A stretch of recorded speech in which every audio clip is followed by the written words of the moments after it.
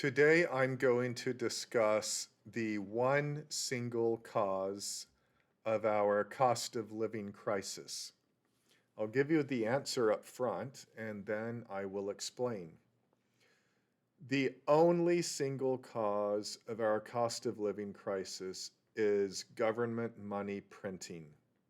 There is no other possible explanation.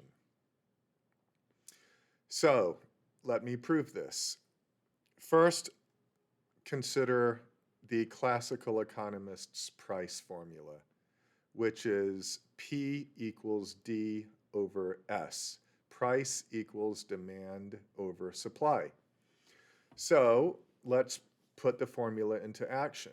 Consider a hypothetical economy where you have $100 in spending in the economy that purchases 100 units of goods. 100 things are produced each year and $100 is spent to buy it. So that's the demand of 100 in spending over the supply of 100 physical units. The average price per good would be therefore $1. So try to imagine how the average price of goods could rise above $1 if the supply remains at 100 units and the demand, the spending, remains unchanged as well. It's impossible. The price would remain $1. The only way the average price could rise higher is with more spending or less supply. In our developed economies, we do not have less of a supply each year, or certainly not over multiple years. So the difference is the change in the demand, the change in spending. This change in spending has only one source. There's only one entity that creates money in our economy, and that is the government's central bank. In the US, it's the Federal Reserve. In Europe, it's the European Central Bank, etc. Businesses do not create money. They cannot cause the prices of things to go higher. But I'll come back to businesses in a second. First, let me state, even professional economists, well, I would say a majority of them understand the commonly thrown about phrase that, quote, inflation is too much money chasing too few goods. They understand that if you increase the quantity of money, that generally tends to raise prices. But they say that there are other things causing prices to rise also, such as labor costs rising, or that there's a cost push inflation. None of these things are true. I won't go into details to explain, but suffice it to say, if you only have $100 of spending in the economy, you can't push costs higher. You can't have labor demanding more money and getting paid more money if no more money is paid. If you don't have more money, you don't have more money. So the only cause of rising prices is increased spending. And that comes, again, only from the central bank.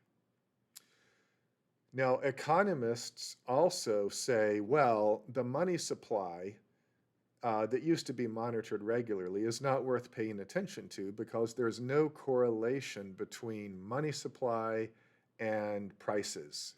Okay, there might not be. So what? That only means that there's not a direct correlation in the same time frame. But the answer is that at the time money is printed, it doesn't mean it's immediately spent in the economy. There's a lag. Often it can stay in people's accounts before it's spent. It takes time to disseminate through the economy. I think the common thinking is that it takes about a year and a half to fully transmit. But think about the price formula. It doesn't matter if the correlation is not found for whatever reason. Think about it logically. If there is no more money, the average price cannot increase. It's as simple as that. So if prices are increasing, it has to be from more money if the supply is staying the same. It's simply inescapable. So let's look at some common explanations that the average person on the street thinks is causing inflation. The first most prominent one is that businesses are raising prices. First of all, it's funny that they think that businesses are doing this when there's inflation, but then often when there's not a lot of inflation, people don't seem to wonder, well, why aren't businesses raising prices then? They only do it when they do it. Well, why wouldn't they do it other times? Why wouldn't they raise prices at more than 3, 4, 5, 6, 7%? Why not raise it at 15, 20%? If they have that power, why not get really rich? Why not double prices tomorrow? Well, the fact is they can't. They're not the cause of inflation. Think about the price formula again. If there's only $100 in spending, the average price is $1, and a business or all businesses try to charge more than $1, they're not going to get very much business. If all businesses raise the price from $1 to $1.20, well, there's not enough money to pay $1.20 for 100 goods when there's only $100 in the economy. Some businesses will lose out. So they would therefore tend to lower the price back down so they don't go out of business. They have to maintain the market price. As is always said, businesses can only charge what the market will bear. So businesses cannot unilaterally raise prices. Neither can labor unions, bad as they are. They couldn't raise prices either. Workers can't demand higher wages. There's only so much money being paid out. Companies can't afford to pay more money. Another explanation in recent years is supply chains. During the pandemic, the media, trying to explain the inflation that we had, tried to sell the story that it was supply chains that caused prices to rise. It wasn't. First of all, though there were supply chain delays, there were delays. Goods were still coming to market. The media treats it as though the goods never came. So if it really was supply chains, okay, we would have had inflation then, and then when the goods arrived at the port, the prices would come back down. They never came back down. It wasn't supply chains. And the fact is, there weren't many goods, there wasn't a shortage of many goods at all. Even goods they said there was a shortage of, like microchips, there wasn't. There was a shortage of one category of chips, and there were plenty others. See the link below where I post a detailed explanation of that. So it wasn't supply chains, it was the $6 trillion that the government printed in the US during the pandemic to pay for throwing everybody out of work. They threw everyone out of work for no reason, but that's another story. So then they had to print money to pay everyone for being out of work. It was nuts. But it's the $6 trillion in spending that caused the inflation. It's pretty obvious. You show me inflation in any country, and I'll show you a central bank that controls the currency of that country that just recently printed a lot of money. So inflation, as Milton Friedman said, is always and everywhere a monetary phenomenon. But moving on with the other explanations, it's commonly said, even amongst economists, that oil prices can cause economy-wide prices to rise. Well, this is just stupidity. See the link below. I have a video on this also. But rising oil prices can't cause everything else in the economy to be more expensive. And even if it did, oil prices don't rise over time. They rise and then they fall. They rise and then they fall. Well, our consumer prices only go higher, higher, higher. They don't rise and then fall. So it's not oil prices. The media also tell us that wars can cause inflation. Well, they can if it's your country and your currency at war, and the government is printing a lot of money to pay for the war. Sure, that will raise prices and usually does during wartime. But in recent times, the media has said it's the Ukraine war, for example, causing increased prices here.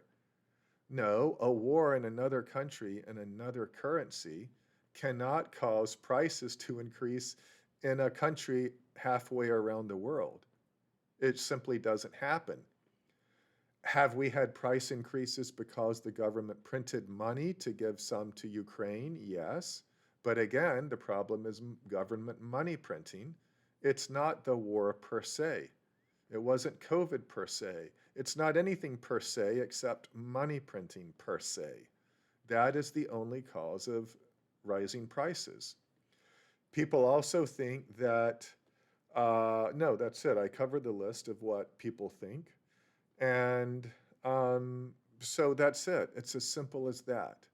Inflation is everywhere and always a monetary phenomenon. It's caused by politicians allowing the government to print money with its printing press.